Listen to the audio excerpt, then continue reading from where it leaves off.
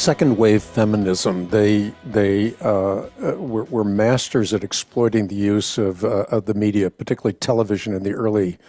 Phil Donahue was a facilitator of all of this, and so Hugh Hefner. Elaborate. Yeah, so this was one of the interesting things to look into, was just the role that both advertising played, but also, television was new, and you had someone like Gloria Steinem, who's incredibly attractive, and people just wanted to have her on their shows. She was articulate. She had this new magazine called Ms. And so it's amazing to see how they used magazines and women's magazines, which have obviously predated any of, the second wave feminism, but all of those sort of turned into avenues for reaching women with their narrative. And I think it's really incredible. In fact, there's all these crazy stories about Betty Friedan actually just being a complete tyrant. There was one show that she told the producer that if they didn't give her way about something, she was going to say this bad word 11 times live on air if they didn't give her what she wanted. I just did Dennis Prager's show, and he said that when he was 28 years old, he did a debate with her. And at one point, she got so upset with him, she called him a male chauvinist piglet, and she walked off. Yeah, he said, I don't know why I got called a piglet, probably because he was 28, but she walked off the stage, and, I was like, what did you do next? I just assumed the debate was over. He said, I just kept talking. And she eventually came back and finished the debate. But, it was kind of the first time that I had heard someone actually not let her tantrum win. He figured out the way, just keep talking and moving forward and ignore the tantrum. And she came back, and, they finished the debate, and, what I would give to see that debate now. But it was those kinds of things that, again, these mean girl tactics to get their way. And, all the while, of course, using makeup and savvy clothing and, all these different ways of things that women are drawn into to make it look appealing. And, part of it, too, was just even hiding, Betty Friedan was kind of a holdout on the, and allowing lesbians and gays into the movement, and trans, all of this stuff was not trans. Obviously, it wasn't an issue then, but per se, the way it is now. But she very much was focused on heterosexual women, and some of that probably had to do with her Marxist training and just trying to be normal and look like you fit in. I mean, that was really the effort of the communists of her era. But she eventually, caved on that. I think it was just the pressure of it got too big. She was at a national convention. I think it was the one in Houston for women, and eventually came out in support of it because of all these antics that were used by the women to sort of undermine anybody that was just focused on heterosexuals. So that was another piece of it that was used a lot. I think it was letting out rats at a wedding dress shop, and the bra burning you hear about in Atlantic City, these different ways in which they were masterful to use the media with strong visuals to make their cases as well. You use the word masterful a few times here. The queen bees, as you call them, were masters at rhetoric, masters at using language to obscure the devastating realities of feminism. Yeah, no, I think that's exactly right. It just all was really smoke and mirrors. And, you don't see the real devastation until, you're with a woman who's 60, 70 years old. I had one woman I met in California recently, and she said, this was my life. This is how I lived my life. And, just the deep regret that she had now that she has no husband, no children, her parents are dead, just this kind of deep isolation. And, we know where that isolation comes from. It's really the effort. When we're isolated, we are weak. And, that's really the whole idea of it, is to isolate. Is feminism, if you were to sum it up, is it the preaching of discontent to women? I mean, is that the essence of it? I think so. I think that's a really good articulation, because from that comes the resentment towards men, also the sense of entitlement that women have, where we think we can do whatever we want, that we're entitled to have it all. That was a really big focus of the feminist movement in the earlier years of the 1970, was this myth that we could have it all. Well, we can have it all, but probably not all at once. And do you really want it all? There's a lot of pieces in life to juggle, and that's the beauty, I think, of a woman's life, is just all of these different seasons. It's always changing, especially when you have children and they're growing, and I think that kind of discontent has really undermined us in many ways, because it does make us always wanting more. And it's been highly effective. Feminism's main achievement may well have been to obscure the meaning of womanhood. Mm-hmm. Mm-hmm. Yeah, because the child has to, a woman is a mother. She's meant to protect, to nurture, to shelter others, either biologically, spiritually, or psychologically. And if a woman is told that her life is all about her, then she cannot mother others in all of these capacities that she's made to mother others. The child becomes the enemy, and we're fundamentally changed into narcissists. I think that's right.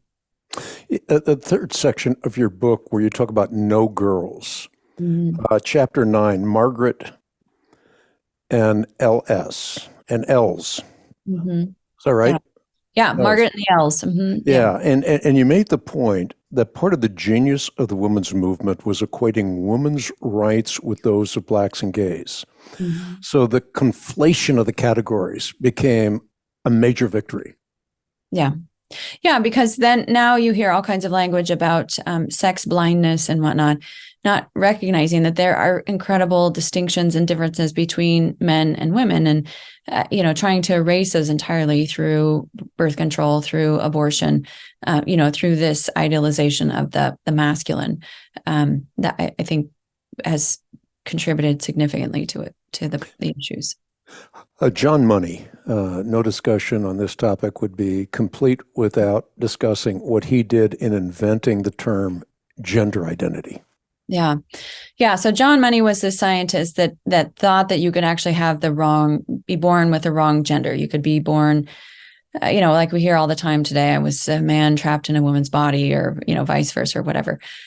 So he's doing all of this work. He ends up with these twin boys who are, one of whom there was an accident in his circumcision. And I think part of his penis was removed entirely. So he just thought, well, why don't we just test out my theory and make him a girl?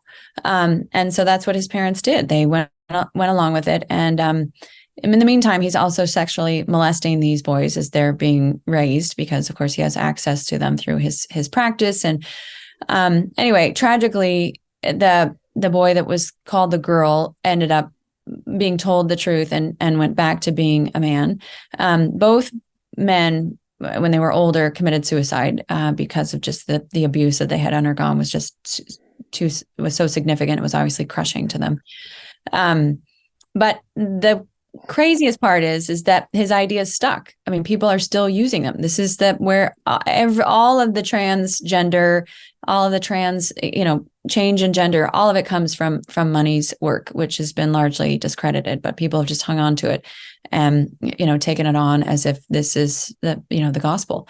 This is Money's influence is really amazing and tragic, and just unbelievable that this kind of an awful, therapist that had no right doing any kind of psychoanalysis on anyone was so influential on not just those boys' lives, but all of us.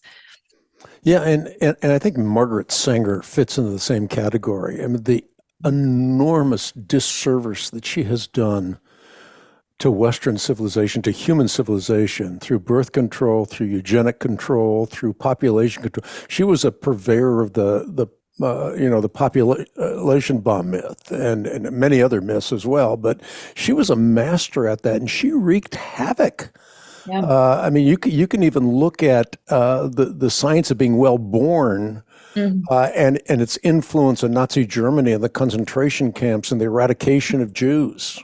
Yeah, no, it's incredible, the eugenics movement that came out of her work. And there was no hiding. I mean, it wasn't like she was hiding this aspect of it. I mean, even Planned Parenthood comes from her, directly from her work. So it's amazing what she's another one, exactly, that has just destroyed so much, created this wasteland. And people have this sense that her work was, such a wonderful boon to civilization. Yeah, I call her the birth mother of Planned Parenthood. You make the remarkable counterintuitive statement that birth control is the key to understanding how homosexuality went from being unacceptable to being actively embraced by American culture. I find that counterintuitive, but there's a good way of contextualizing that. Yeah, back in the 80s, there was this law professor whom I've heard about. I know his family, and he was a professor at Notre Dame Law, and he used to say, birth control is going to lead to gay marriage. And his students thought he was nuts. Like, you're crazy. That doesn't make any kind of sense. But he was right. And the reason he was right and why he could see this back in this, 70s and 80s when nobody else could see it is, again, what I mentioned earlier, this idea that if heterosexual sex no longer is connected with fertility, then how is it any different from homosexual sex? It's all becomes reduced to pleasure, potentially to bonding, but it's certainly not connected with children and actual family building. So if you've got enough couples who are contracepting and are taking on that attitude that their relationship is merely for sexual pleasure, it doesn't take too many steps to start seeing that heterosexual sex and homosexual sex are really the same thing. They're just about self-gratification.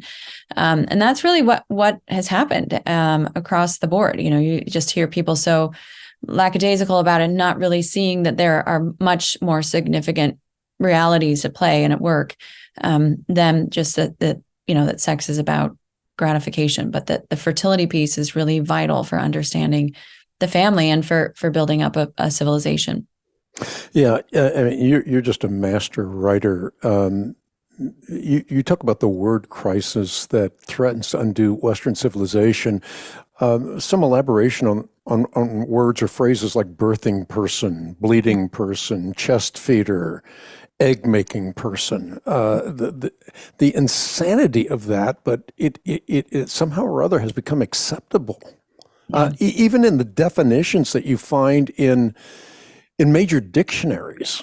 Yeah.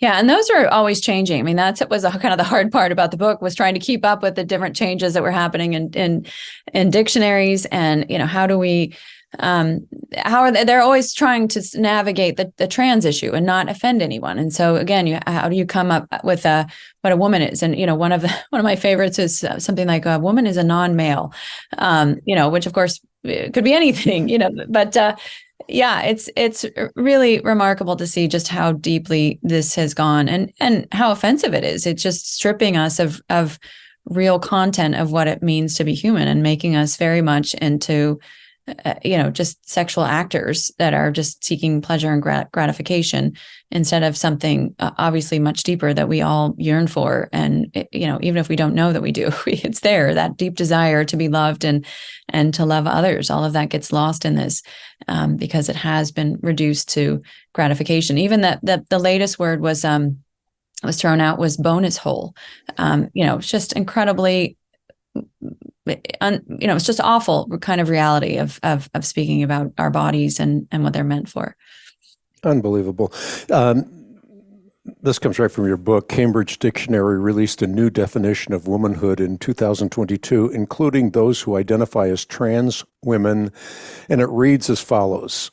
An adult, so this is a new definition of womanhood, an adult who lives and identifies as female, though they may have been said to have a different sex at birth. That's from Cambridge. Merriam-Webster. Having a gender identity that is opposite of male. Yeah, that was the one. And all rooted in gender identity. So it's nothing biological anymore.